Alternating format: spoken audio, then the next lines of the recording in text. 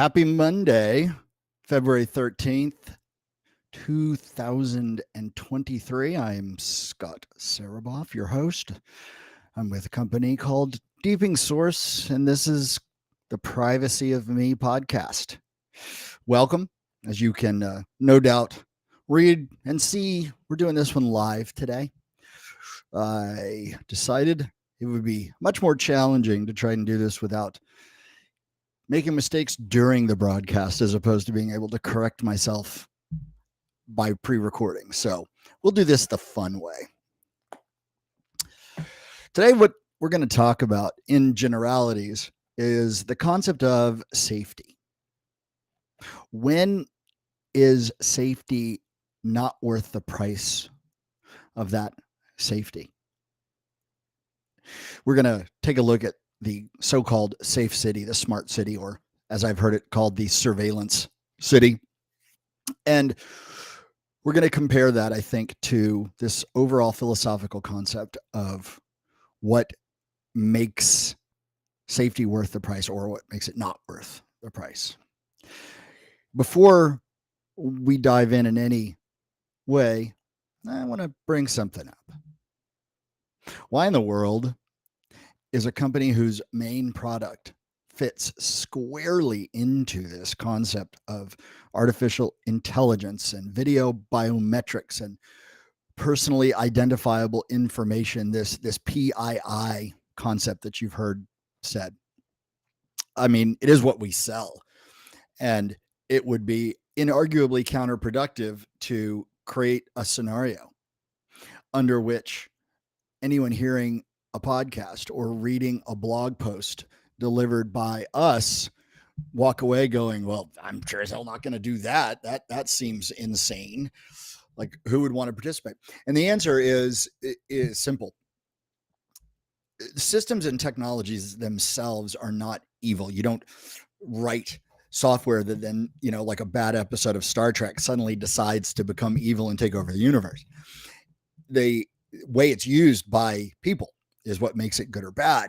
And we believe very firmly in the ethical use of everything I just mentioned, all the biometric data, whether it's facial recognition or gait analysis or, your Google Home device listening to your conversations.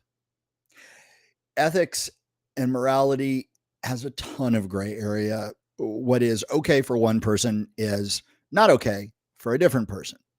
That's fair. However, there are, I think, lines that the majority of us would agree constitute an immoral use of any of the tech that we're talking about. So why do we want to do it? Because we want to be on the ethical side of this industry.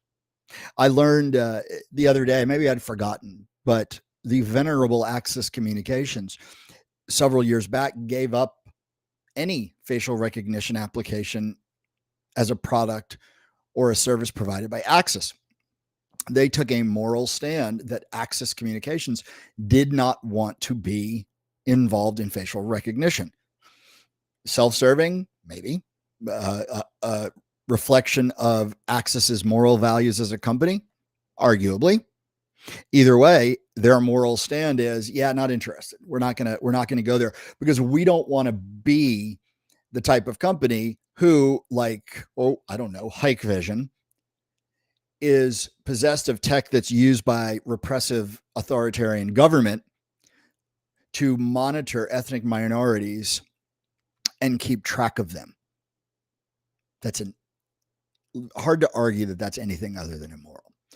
So by raising awareness, by educating, by accepting the responsibility that is naturally associated with the use of biometric technologies, we hope to fall on the right side of good in this world. If that costs us a customer, okay, then it costs us a customer. But we believe that if we educate and do the things I just said, we will gain far more than we'll lose. So that's why we believe in the ethical use of AI and biometrics, period. If you are interested in understanding how to present a better experience to your air quote customers, or I can do it on camera, quote customers, we're your company. We've got great tech for that. We can help you improve their experience. It's not a bad thing. If you want to use that same tech to repress a minority, we're not your company. So, enough said. Rant over, soapbox tucked back away where it generally belongs. So, what is a safe or a smart city? Let's go colloquial. It's a city that wants to take advantage of as much data as possible to make your life better. It wants to be a place where there's no money because everything is electronically linked for payments. It wants to monitor ride sharing programs for air quality purposes. Like Seoul, South Korea, I think it's in Seoul. It wants to have garbage disposal systems that are a lot like in-wall vacuum cleaners. Yeah, go out to your bin, drop in your trash, and quick, it's gone, sucked into subterranean system that sorts and disposes of the refuse. That's a smart city. Add into that the use of both biometric-based surveillance systems and non-biometric-based surveillance systems, and you get the safe part, right? We help protect you, citizenry, by keeping our streets safe. I remember one time being in Beijing years and years, 25 years ago, and being told, oh yeah, you can walk around Beijing in the middle of the night, which we did, with money in your hand. Oh, I wasn't that brave. And you'll be safe. And we were. Well, the reason why you're safe is the penalty for assaulting and robbing a tourist in that particular city could be a death sentence. It could be an execution. So people tended to avoid it. Okay. So there are something like 250 plus or minus of these cities around the world. Surprisingly, over half, 51% to be precise, are based in liberal democracies. Germany, Italy, Spain, the United States, for example. So conceptually, both the non-democratic and the democratic cities around the world have jumped onto this bandwagon and said, hey, we want to do this for our citizens, and there are huge benefits. So let's go good first. What good can come from this, the application of these types of technologies, et cetera? Well, I went over a few of them a few minutes ago, and they don't bear repeating, but let's focus in on the safe part, right? The surveillance part. So if you have a police force in City 1 that has advanced AI-based facial recognition, it gives them a leg up on the identification of an accident victim or a homicide victim where no identification is found. And there are numerous cases in the United States and abroad of the police using facial recognition technologies to identify a victim, which accelerates familial notification and also solving the crime. That's a good thing, right? As there are plenty of times where some sort of biometric facial recognition, et cetera, is used to apprehend actual felons. I read several research-based stories about how there are multiple events where, someone robs a store or is kiting checks, and the only thing they have is an image of the person. And they use not only, the AI-based, computational-based facial recognition, but, like the old Crime Watch photos, they'll put them up online and say, hey, does anyone know this person? And lo and behold, they're able to track these people down and have them, put them under arrest and prosecute them. So this is a good use. We saw the SneakerNet version of this with January 6th and with the various law enforcement agencies putting photographs of people on local news channels and online and tweeting them and saying, hey, we don't know who this person is. Please help us. So there are good things that can come from it, right? Non-surveillance things as well. I I don't mind the idea necessarily as I'm walking through the city, knowing I can, go pay for my cup of coffee with a fingerprint or a palm print or whatever, and knowing that the electric bill is significantly more accurate because of how power is distributed, because they know the power requirements of the whole city and can do micro adjustments. There are good things to be had. There's a bad side, which is obviously easier to highlight, but it exists. And here's where we believe the real point of inflection occurs, where we as a populace need to recognize the slippery slope. And I'll start with a bit of a historical example. In post World War I Germany, the Weimar German government, when it was obviously right after the Great Depression in the United States, World War I had not been over for that long. The German economy was in the tank. And as fascism came and the rise to power came, there was, for many, the average German, a choice to be made. Do we give up freedoms so that we can feed our families? Or do we, fight for these freedoms at the risk of starvation and lack of work and whatever? And it was that bald. It really was.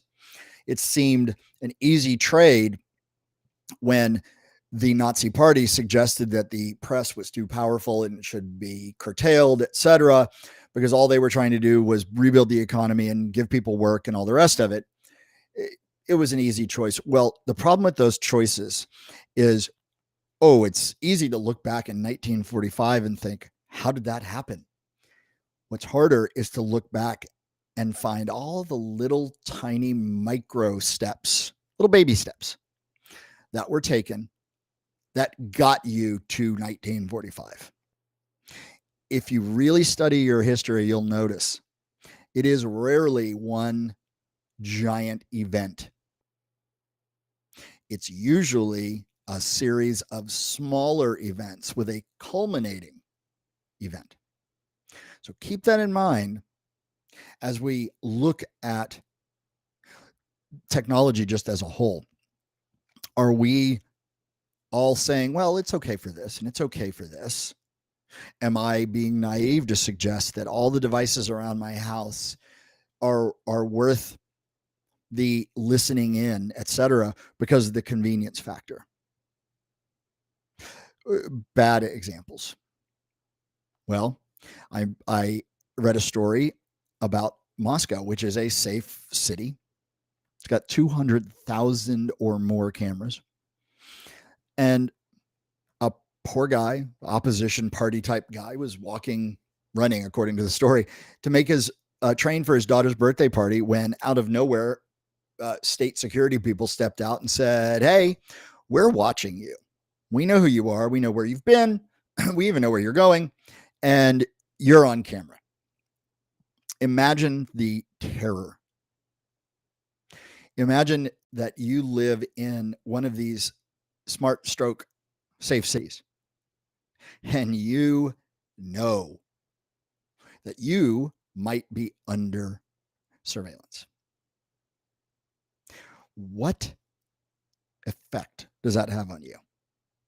What possible, do you look at your life and say, well, I can't say this, or I can't hang out with that person?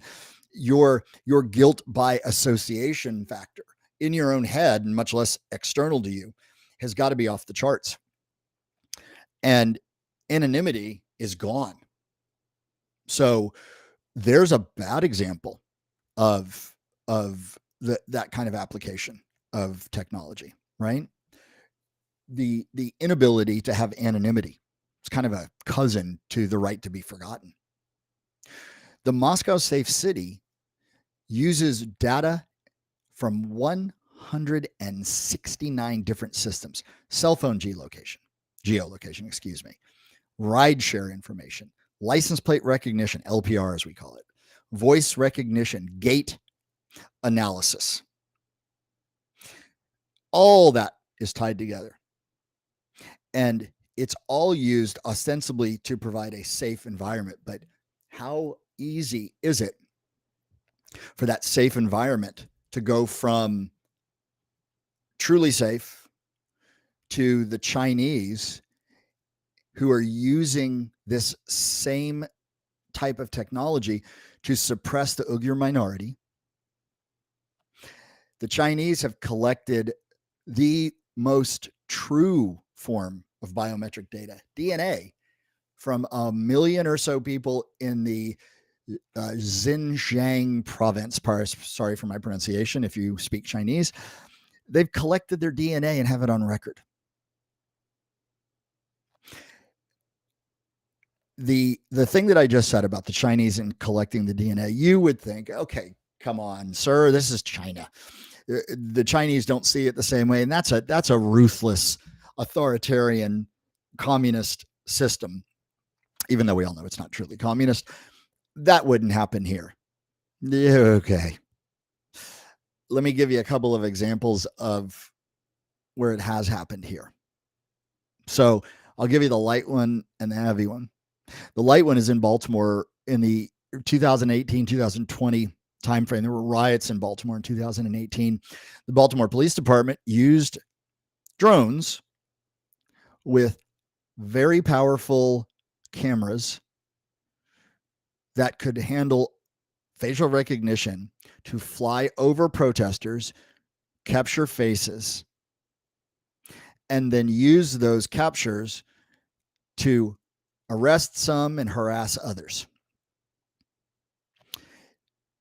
When you're out protesting, and it's peaceful, by the way. I know I said riot, but it was more than just a singular event, and there were both peaceful protests and riots.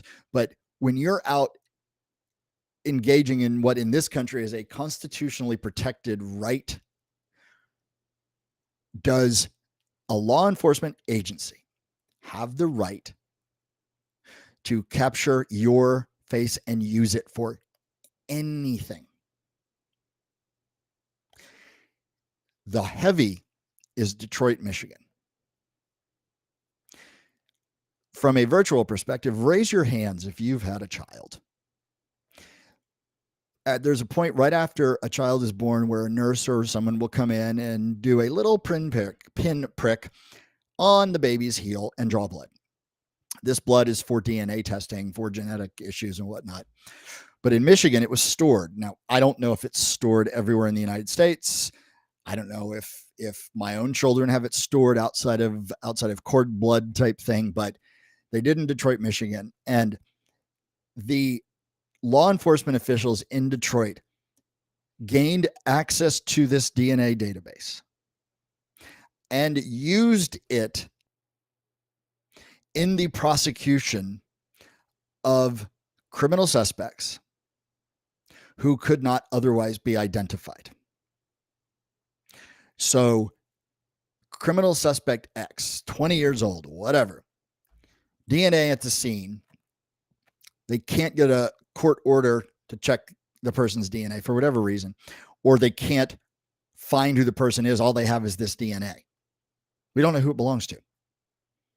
Went back to DNA samples taken when that person was a newborn, and without their permission, the parents' permission, or a court order, use that DNA to find out who that person was, and then use that information to convict them. That is dystopian. Yes, they took a murderer or a rapist off the street. I do understand that. But that price is too high. Because now they don't do this anymore, thank goodness. But once you go down that slope, where does it stop? And that's the slippery slope issue. The use of the tech determines the moral characteristics of that technology, right? Not the tech itself, it's the use case. That infant blood is used to find genetic illness or other and help a child. In this case, that DNA was used for nefarious purposes. Wasn't the DNA's fault, right? So There are other examples, and I've talked about this before in other locations, but you know, never forget that there are, multiple companies who, like Clear AI, who have, or is it Clearview AI? My apologies, who have been for years scraping photographs off the internet and using them for AI training sets and the rest of it. There are also companies like Palantir and what used to be Voyager Analytics, they're thankfully out of business, who used publicly available photographs as a part of creating fake social media profiles to basically find people, right? To find people under association. So, by way of example, if I am a drug, in fact, I'll give you a real story. San Diego, there was a drug importing kingpin, happened to be a woman, who had a name and everyone knew what it was, but no one knew what she looked like. No law enforcement, and they couldn't find out. They just couldn't figure out who this woman is. So, what they did was they started to create fake social media profiles, Facebook, etc., and use those profiles to try to get to be friends with people that were friends with people that might be friends with her. Completely fake and bogus. And ultimately, they found a photograph of this drug kingpin when she was at a senior prom in high school. And they found it because someone with whom she was associated had posted the image, and then someone with whom that person was associated connected to one of these fake accounts that was being used by a law enforcement agency. The woman actually escaped to Mexico before she could be caught. But what I think scares me, I know about this, is that I don't want to get a knock on my door at 8 o'clock on a Tuesday where someone is saying, we have pictures of you with Joe, and Joe was just at a meeting with the, chief of this drug syndicate. So we need to talk to you. I don't want any part of this. I barely know Joe. We're Facebook friends. Does that make you uncomfortable? Because I know it makes me uncomfortable. Guilt by association is a real thing, right? And would you want to find yourself in a court of law sitting in a witness stand for something that you had no idea about, except for the fact you happen to be Facebook friends with another person? It's not a good trend. Once you have this level of just authoritarian control over people's lives, the ways you can affect them are astounding. And if you really think about it, not only do we see that today with how images and information and news stories are just fed to us by various and sundry sites and news organizations and whatnot, but if you thought that you were being watched or whatever, would you talk about voting for the other guy if the guy in office was using this power to suggest anyone who voted against him was an enemy? It's an uncomfortable thought. Now, we can go from the realm of the reality, which is the type of things that I've just said, the stories that I've talked about. And we can look at some of the I think more obvious get out of jail free cards. It's China, it's Moscow, it's Iran. They're repressive. Okay, that's all true. Let's pull it back a second. We're in a republic. We believe that we've got at least some level of oversight and control over all of this. Do we? Artificial intelligence is in its beginning not very intelligent. You have to teach it what it's looking at.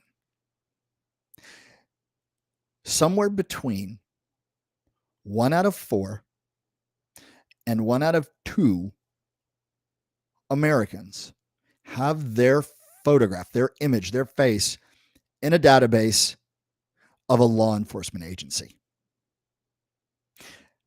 Somewhere between 25 and 50% of Americans. And guess what? These facial recognition technologies are notoriously biased.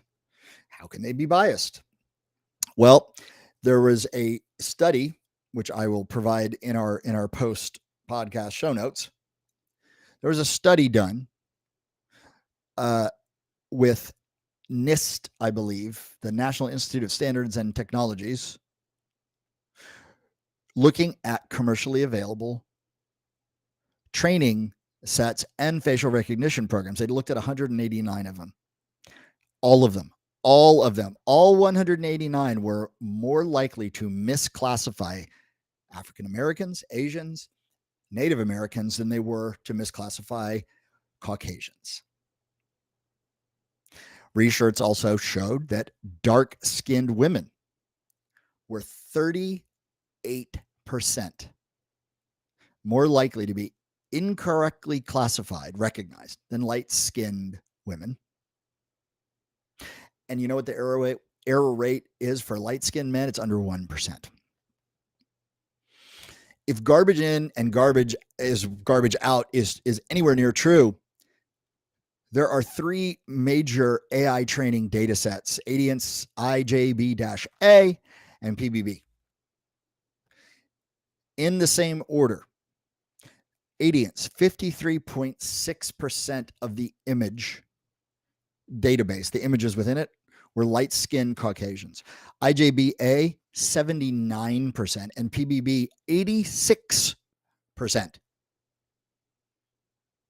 How's the AI supposed to learn the nuance and recognitional nuance of a dark-skinned person, a non-Caucasian person, if it doesn't see it at the same rate as it does the Caucasian? And scarier still, there are so many cases of AI researchers flatly saying we don't know why the AI is doing a certain thing. We didn't program it for that. It's doing a certain thing. It's recognizing the certain thing. There's a great article. Go look up NVIDIA and autonomous driving. They programmed an AI to teach itself to drive by watching human drivers. That's all they told it. Go watch human drivers. And it worked, and they don't know why. They don't know how the AI taught itself the actual mechanics of driving by watching flat videos, one-dimensional, two-dimensional images of people driving on video. They don't know. So they clearly don't necessarily understand how some of these biases show up outside of what we, I think, would all agree is the obvious. If you are personally biased, then the AI is likely to be reflective of your own programmatic bias. So there's another place where I think that the safe city, smart city concept is maybe a wee bit oversold, and that's in this whole idea of predictive policing, which I got to tell you, I have a hard time saying it without giggling. Predictive policing. So we're all now in Minority Report, and when my son goes to take an extra cookie, if I have the right program, it'll tell me a day before so I can put the jar come on. Huawei says they can do it. And okay, that's Huawei. So let's step out of the way. But there's a company called Suspect Technologies whose CEO is a guy called Jacob Sniff, not making it up. He is quoted as claiming that predictive technology, specifically his, could have prevented the Parkland school shooting. That's trading on fear, ladies and gentlemen. And that's a level of irresponsible that is just surpassing my understanding. I don't want to have what is already a relatively complicated sales cycle and job made ever more so by a guy lying about the capabilities of software. Anyone, put it in quotes, send me an email, info@us-deepingsource.io. It's the scroll at the bottom here, and our website is us-deepingsource.io. Send me an email and tell me that I'm wrong. Show me how that I am wrong. How exactly would this company predict the school shooting? Where would they get the data to do this? It is so staggeringly silly that maybe it qualifies as one of those, well, nobody would lie about that, therefore it must be true. It's irresponsible, and it gives our technologies the sheen of, I don't know, magic, really. We used to talk about the CSI effect, but now we've got the actual CSI actors apparently selling this ridiculousness. Another company, Predpol Predictive Policing, which is now, I believe, called Geolytica. And I'm going to pop some stuff up here on the screen because I want to be able to share this with everyone. They have claimed they can predict not only the location of future crimes, but who will commit these crimes. Yes, I said that. Okay, Mr. Customer, if you use Predpol, we can tell you that there's going to be a murder committed at the corner of 34th and 8th Street by John. So I'm going to pop up a set of slides, and my apologies for those of you who cannot see them well, but let's go back to the other view here. It's easier. Here we go. So this is a map of major law enforcement areas or cities that currently use Predpol and their predictive policing product, right? You can see where the clusters are, et cetera. Well, this slide, in neighborhoods most targeted by their software, Black and Latino populations were higher. Duh. So first major bias, their software predicted African-American neighborhoods, then Latinos, and white neighborhoods had a negative predictor. It was significantly lower, right? Look at the least targeted blocks. In addition, and by the way, important to read the bottom, population of block groups compared with population of overall jurisdiction across all 38. In our next image, the worse the neighborhood financially, the poorer the neighborhood, or more economic disadvantage, the greater the likelihood that crime would be predicted in that neighborhood. Okay. Factually speaking, let's assume, and I think it is even true, crime is more likely to occur in lower income neighborhoods than higher income neighborhoods. Okay. Statistically, maybe that is true.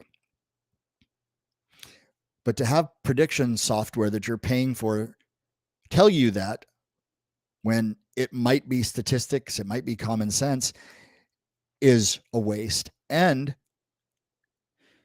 is the automatic inference that the areas that are socioeconomically disadvantaged are also minority neighborhoods? Kind of easy to fall into that trap.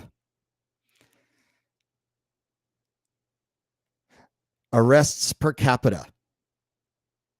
What this slide is basically saying is that more people got arrested in those areas. Why? Why? If we know that facial recognition, et cetera, is biased against minorities, and we know that the training sets have exhibited bias against minorities, would you expect to see anything else? Now your software is reinforcing a codified institutional belief that could be held by police officers or whomever as they drive into neighborhood X, which happens to be heavily Latino, for example, or heavily African American. Oh, this is where all the bad people live. It's self-reinforcing. Go look up Geolytica, or Predpol as it used to be, and read story after story about the abject failure of this software to correctly do what it said it was going to do, and yet it's still being used. We still have people who are running around selling. There's one guy in particular. I love this one. He's engaged with, I don't know, a half a dozen or a dozen police departments. He's selling the idea that his software can detect lying based on how a person sounds and the words they use during a 911 call. Just let that sink in. You were out on a nice jog. You came home and your, significant other is lying unconscious on the floor. Somebody tried to kill him. He's fortunately he's alive, and you call 911. Can you tell anyone how you would react? You can say how you think you would react, but unless you've actually been through the situation, I have not, none of us really know. And yet this so-called business person is selling people on the idea that his software can tell if you call in and say, timbre and tone, I can't believe it. I just came home and my husband is laying on the ground with a head wound. Or if you're screaming or enraged or whatever, it can tell whether or not you're lying. People buy this. Of course, we also live in a country where for a long time, people bought dowsing rods because apparently they can detect improvised explosive device, but that's a different episode. It's been used in court cases. In court cases. It has no scientific basis in fact. Lie detectors are discredited, and yet this guy says I can tell, and Predpol claims they can predict the future. I have read of one Israeli company that claims they can detect firearms. And the reason why I would call BS on it is I've not seen it here. I have not seen it here. I didn't say gunshot detection. I said detect firearms. There isn't a package of software in the universe that could tell that a person had decided to commit a mass shooting.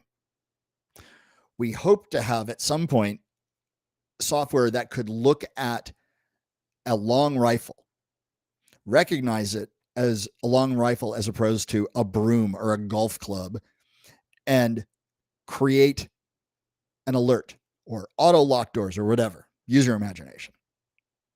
But if we have it, I've not personally seen it. And the idea that you could predict what the person was going to do is just ludicrous. What we all have to realize, what we really have to look at is the reality of two things. What do I want to accomplish, and what can the technology I want to use reasonably accomplish? If you want to protect people's privacy, you anonymize their faces. If you want to be realistic about use cases, you admit my system can tell you where I am looking on this cereal aisle, but it can't tell you what I'm going to buy. And if I pulled out a 45 and decided to shoot the Cheerios, it couldn't tell you I was about to do that either. We all have told, if we, again, the kids thing, sorry, if it looks too good to be true, if it walks like a duck, etc., how is that any different here? If what you're being told sounds like it can't possibly work, it doesn't. It just doesn't. Technology is here to help us, and there is no question about that. But the more blind acceptance that we give to the technologies that are able to actually affect our lives in both positive and negative way, the more likely it is that we wind up in a situation where that self-same technology is used in a way that works against us, which will be gentle at first and authoritarian at the end. It's easy to justify when you're trying to solve the 19-year-old murder case to dip into DNA that was never intended for this purpose, and in fact may even be illegal to access for this purpose, because you can justify it. It is a tiny little step from that to the next thing, and that to the next thing. And before you know it, it's a police state. We need to leverage our technologies and take advantage of the benefits without sacrificing freedoms that go with it. I'd rather take my wallet out and hand you a credit card than not have a free press or have everything listening at the same time. I would rather not use my palm print for payment, because I can't be sure that one day down the road, that database of palm prints won't mysteriously wind up with border, Homeland Security or the FBI or whatever. And as far as I know, I'm not a criminal. We have to have oversight and governance. We have to have accountability and open process. And we have to understand that wherever our technologies provide either a straight line or a connectable line to a person's personal and private information, we have to be careful and provide protections, maybe even not use that information. As we move forward in these types of discussions, they won't all be doom and gloom. I'm a pretty cheerful person, I think. We're going to have a good friend of mine, in fact, my brother-in-law, will be joining us. He's a data privacy lawyer, to help further investigate all this, to look at Fourth Amendment issues that may come up, because obviously the Fourth Amendment, which was ratified in 1791, didn't conceptualize the idea of facial recognition technologies. And we'll talk to AI researchers. I'm particularly excited to get William McKnight, who's an incredibly intelligent AI person, on the show to talk to us about AI and some more fun use cases, things that could be really interesting that involve customer journey, etc. But in close, I will end as we began. Our goal is to educate so that we all know what we're doing and all come into it with eyes as wide open as humanly possible. At the end of the day, Deeping Source and our software, which is called the Source, has an ethical responsibility to make sure that the use cases are both moral and shared with you. And we hope that everyone who provides similar technologies, whether it's a direct competitor or otherwise, follows the same moral principle. You have a right to the privacy of me. Thanks for listening. We'll see you in a week. And until then, everyone take care, and we'll talk soon. This has been Deeping Source. I'm Scott Sereboff. This is the privacy of me.